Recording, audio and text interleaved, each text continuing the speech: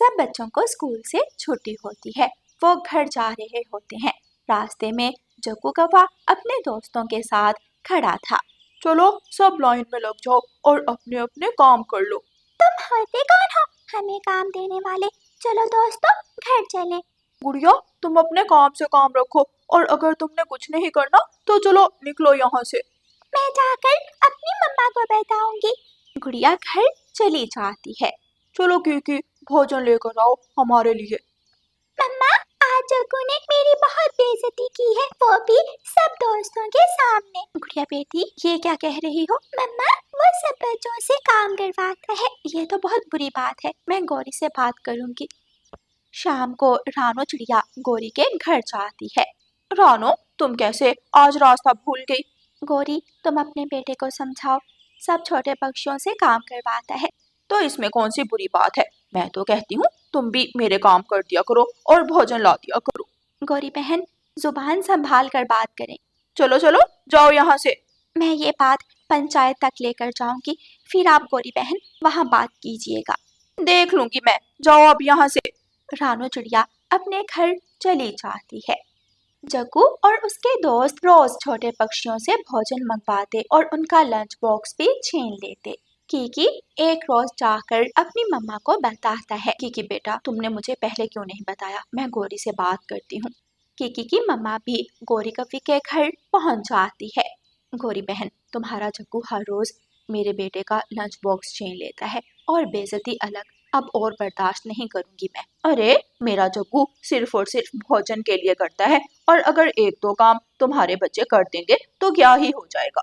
मैं तुमको पंचायत में देख लूंगी। चलो देख लूंगी मैं भी तुम्हें। जंगल के सब पक्षियों की माएं बहुत परेशान थीं। वो पंचायत के सरदार के पास पहुंच जाती हैं। मैं तुम सबकी परेशानी समझता हूँ, लेकिन जब तक कोई सबूत नहीं मिलेगा हम कुछ नहीं कर सकते। ठीक है, तो हम अगली बार सबूत के साथ ही आएंगे। फिर सभी मम्मा पक्षी मिलकर योजना बनाती हैं और जग्गू पर नजर रखना शुरू करती हैं। जग्गू बरगद के पेड़ के नीचे सब छोटे पक्षियों को लेकर बैठा था और उन्हें भोजन का कह रहा था। यही से ही मौका है सबूत इकट्ठा करने का। रानो चिड़िया अपना मोबाइल फोन निकालती है और सारी वीडियो बना लेती है।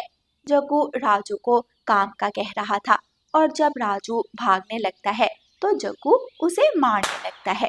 रानो चिड़िया जल्दी से जाकर राजू को छुड़वाती है। चलो जग्गू, तुम्हारी और तुम्हारी माँ की बदमाशी अब नहीं चलेगी। सब पंचायत में जमा थे। सरदार जी हम सबूतों के साथ आए हैं, गौरी को बुला लीजिए। तोता गौरी कव्वी को लेने जाता है। अरे मोटी चोंच वाले, तुम भी कोई नया तमाशा लगाने आए हो? इस जग्गू ने तो मुझे कहीं का नहीं छोड़ा। चलो गौरी सरदार ने बुलाया है, सब पक्षी तुम्हारा इंतजार कर रहे हैं। अच्छा मैं आती हूँ, तुम चलो। गौरी कव्वी भी पहुंच जाती है। सरदार वो वीडियो देखता है। गौरी हम ये बर्दाश्त नहीं कर सकते, तुम्हारा जग्गू सब छोटे पक्षियों को इस तरह नौकर नहीं बना सकता। अगर तुम जग्गू को संभाल नहीं सकती तो तुम इस जंगल से चली जाओ। मेरा जग्गू इतना भी बुरा नहीं है। गौरी बहन हमारे पास सबूत है। हाँ गौरी बहन, और हमने खुद अपनी नजरों से देखा है। बच्चों से गलती हो ही जाती है, तुम मुझे माफ कर दो। मैं जग्गू का क्या करूं? जग्गू मजीद बदतमीज होता जाएगा, इस तरह तो तुम्हें यहाँ से जाना होगा। सब पक्षियों की यही राय थी कि गौरी और जग्गू जंगल से चले जाएं। मेरा घर, लेकिन मेरा घर तो इस जंगल में है। हाँ, अगर तुम जग्गू को बोर्डिंग स्कूल में डाल दो तो कुछ मुमकिन होगा। हाँ इसके लिए मैं तैयार हूँ। तो ये तय होता है कि जग्गू बोर्डिंग स्कूल में जाएगा और गौरी इसी जंगल में रहेगी। जग्गू बोर्डिंग स्कूल चला जाता है। इस तरह गौरी कव्वी और बाकी सब पक्षी हंसी खुशी जंगल में रहने लगते हैं। बुलबुल बिल्कुल बेहोश होने वाली थी। वो भागी भागी रानो चिड़िया के घर आती है। रानो बहन बहुत गर्मी लग रही है, मैं तो बेहोश हो जाऊंगी ऐसे। रानो चिड़िया जल्दी से बुलबुल को हवा देने के लिए पंखा चला देती है, जिससे बुलबुल को कुछ आराम मिलता है। लेकिन धीरे धीरे पंखे की हवा भी गर्म होने लगती है। रानो बहन इस गर्मी का हल निकालो, वरना पक्षी तो गर्मी से बेहोश होने लगेंगे। थोड़ी देर बाद बुलबुल वहां से चली जाती है। उसी जंगल में गुफा में लोमड़ी रहती थी। ऐसा लग रहा है कि गुफा में आग लग गई है, जाकर नदी पर नहा लेती हूँ। लोमड़ी गुफा से निकलती है और नदी पर पहुंच जाती है और पानी में घुस जाती है। लोमड़ी मजे से नदी के ठंडे पानी के मजे ले रही थी कि वहां गोरी कवि आ जाती है। लोमड़ी, अरे ओ लोमड़ी, क्यों नदी का पानी गंदा कर रही हो? हम पक्षियों ने इसी नदी से पानी पीना होता है, इसलिए नदी से बाहर निकलो। भाग जा यहाँ से कवि, वरना नदी से निकलकर तुझे ही खा लूंगी। गोरी कवि गुस्से में घर आ जाती है। तुम्हें क्या हुआ गोरी?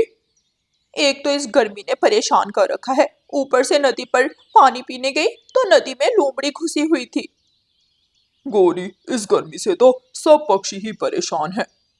तभी गोरी के दिमाग में एक शैतानी आइडिया आता है। कालू जी, अगर आप शहर वाले जंगल जाकर किसी का फ्रिज चुरा लाएं तो हमें उससे बहुत ज्यादा फायदा होगा। मैं समझा नहीं गोरी, फ्रिज से हमें क्या फायदा होगा? फिर गोरी कवि कालू को सारी योजना बताती है और दोनों कौवे हंसने लग जाते हैं। कालू कौवा रात के समय अपने घर से फ्रिज चुराने निकल जाता है। वो शहर वाले जंगल पहुंच जाता है।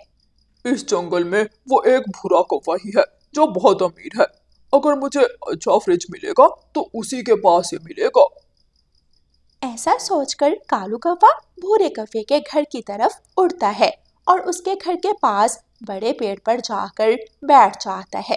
अभी भूरे कौवे के घर की लाइट जल रही थी।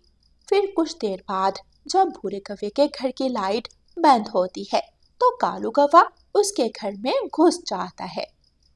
कालू कौवा भूरे कौवे का फ्रिज चुराकर जल्दी से उसके घर से भागता है।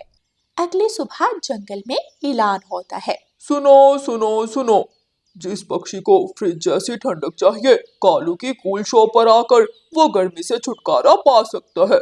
सुनो सुनो। बुलबुल के घर भी कालू की आवाज आ रही थी। बुलबुल ये ऐलान सुनकर जल्दी से कालू की कूल शॉप पर पहुंच जाती है। मुझे बहुत गर्मी लग रही है कालू भाई, मुझे भी फ्रिज की ठंडक चाहिए। बुलबुल, अगर 10 मिनट फ्रिज में रहोगी तो 50 रुपए, और अगर उससे ज्यादा तो 70 रुपए। मेरे पास तो 20 रुपए हैं बस। तो 1 मिनट बैठने को मिलेगा।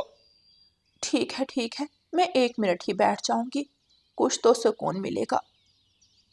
बुलबुल कालू कौवे को 20 रुपए देती है और कालू अपनी फ्रिज में बुलबुल को बिठा देता है। बुलबुल को अंदर बहुत सुकून मिल रहा था।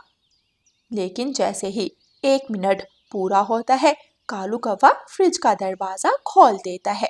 चलो निकलो अब मोटी बुलबुल, तुम्हारा 1 मिनट पूरा हो गया। अभी तो सुकून मिलने लगा था और 1 मिनट पूरा भी हो गया।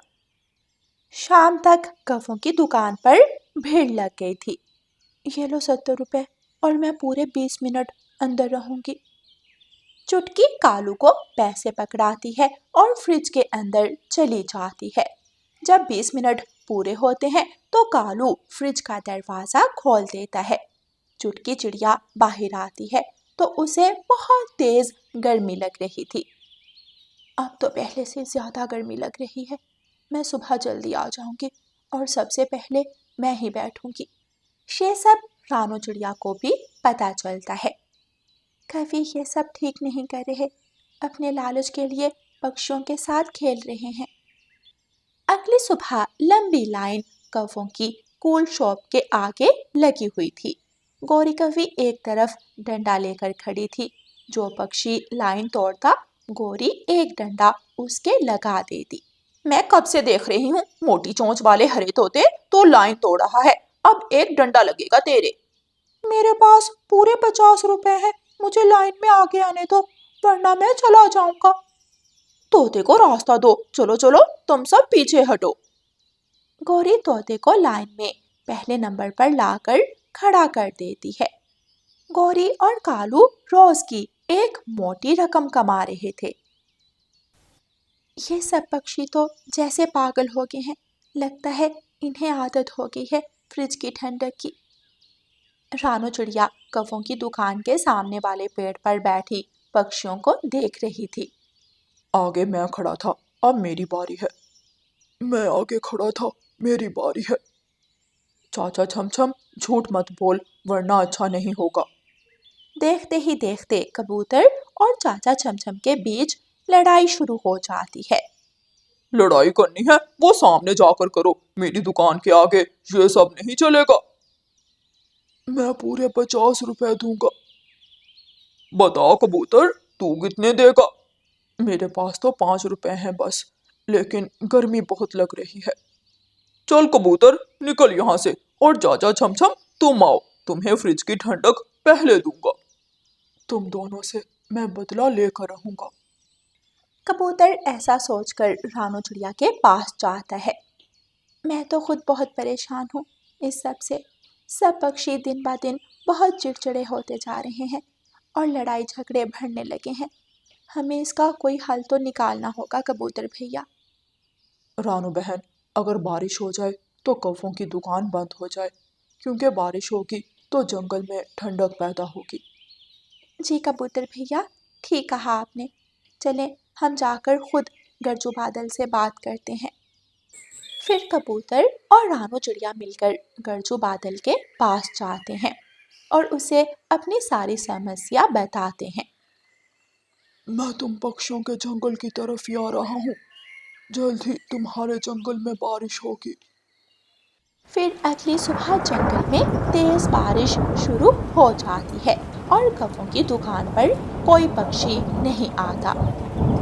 कालू जी, आज तो एक भी ग्राहक नहीं आ रहा, अब कमाई कहाँ से होगी? आ जाएंगे गोरी, जैसे ही बारिश खत्म होगी बहुत सारे ग्राहक आएंगे। तभी वहाँ भूरा कौवा आ जाता है। ये फ्रिज तो मेरे फ्रिज जैसा लग रहा है। भूरे भाई, सब फ्रिज एक जैसे ही तो होते हैं, ये तो हमारा फ्रिज है। अच्छा, तो कुछ दिन पहले जो मेरा फ्रिज चोरी हुआ था, तुम कौवों ने चुराया था, है ना? भूरा कौवा कालू कौवे और गोरी कौवे की खूब पिटाई करता है और अपना फ्रिज ले जाता है। गोरी, चिंता मत करो, हमारे पास पैसे हैं, जाकर बुलबुल से दवा ले आते हैं। प्यारे दोस्तों, ऐसे कौवों को उनके किए की सज़ा मिल जाती है। और प्यारे दोस्तों, इस कहानी को लाइक, अपने दोस्तों के साथ शेयर और चैनल को सब्सक्राइब करना बिल्कुल मत भूलना। आपका धन्यवाद।